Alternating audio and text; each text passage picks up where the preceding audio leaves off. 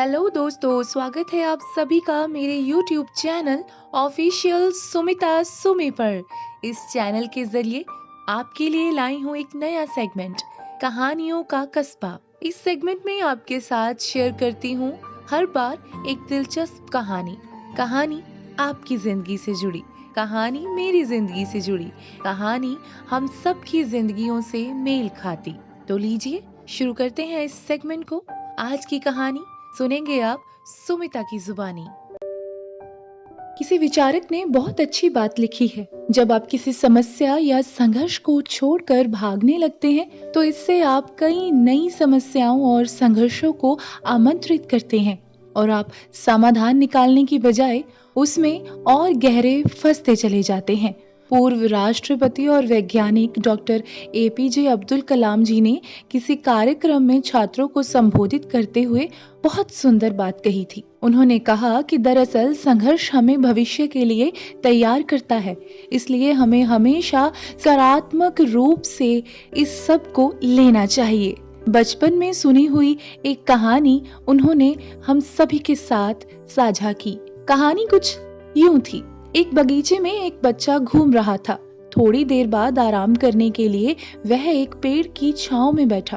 तभी उसकी नजर पेड़ में एक छेद पर पड़ी और उसने देखा कि उस छेद के अंदर एक तितली थी, जो उस छोटे से छेद से बाहर निकलने के लिए संघर्ष कर रही थी और उस छेद को और बड़ा करने की कोशिश कर रही थी। थोड़ी देर तक यह देखने के बाद उस बच्चे को उस तितली पर दया आ गई और उसने उस छेद को और बड़ा कर दिया। छेद बड़ा होते ही तितली बाहर निकल गई और थोड़ी ही देर के बाद वह तितली गिरकर मर गई। बच्चे को यह सब देखकर बहुत आश्चर्य हुआ और उसने अपनी माँ के पास पहुंचकर उसे ये सारी बात बताई। माँ ने कहा, बेटा, तुमको उस तितली को आजाद करने के लिए उस पेड़ के छेद को बड़ा नहीं करना चाहिए था। बच्चे ने उत्सुकता से पूछा, लेकिन क्यों माँ? मैं तो केवल उस तितली को आजाद होने में मदद कर रहा था। माँ ने आगे से जवाब दिया, जब तितली उस छेद से बाहर आने के लिए संघर्ष कर रही थी तो इससे उसके पंखों सहित पूरे शरीर को मजबूती मिलती है और फिर वह आगे अपने जीवन की कई समस्याओं का सामना स्वयं करने में सक्षम हो जाती है। लेकिन तुमने छेद को बढ़ाकर उस तितली को संघर्ष करने का अवसर ही नहीं दिया, जिससे बाहर निकलकर तितली किसी छोटी सी कठिनाई का भी सामना ना कर सकी और उसने दम तोड़ दिया।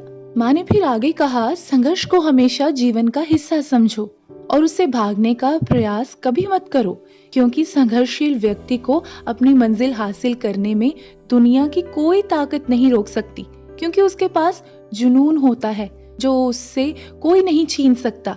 माँ की यह बात सुनकर बच्चे की आंखों में चमक आ गई, मानो उसे जीवन और भविष्य को नए रूप से पहचानने का अवसर मिल गया हो। तो दोस्तों, किसी विचारक ने भी क्या खूब कहा है, समस्याएं वॉशिंग मशीन की तरह होती है। वे हमें कपड़े की तरह घुमाती है, खंगालती है और फिर बाद में सुखा देती है। लेकिन जब हम बाहर आते हैं तो साफ, सुंदर और हर प्रकार की गंदगी से बाहर निकल आते हैं। विचारक की यह बात यदि हम सभी अपने जीवन में उतार लें तो संघर्ष के समय में हमारे चेहरे पर एक मुस्कुराहट कायम रहेगी और हम आने वाली समस्याओं का मुकाबला डटकर करने की काबिलियत रखेंगे। बस इतनी सी थी आज की कहानी। कहानियों के कस्बे से आपको मेरी आज की ये कहानी कैसी लगी, मुझे कमेंट बॉक्स में कमेंट कर जरूर बताएं। ऐसी ही और दिलचस्प किस्से और कहानियां सुनने के लिए आप मेरे चैनल को सब्सक्राइब कीजिए और बेल आइकन को दबाएं। अगली बार फिर से मिलूंगी इसी चैनल यानी कहानियों के कस्बे के जरिए। तब तक लेती हूँ इजाजत। अलविदा दोस्तों।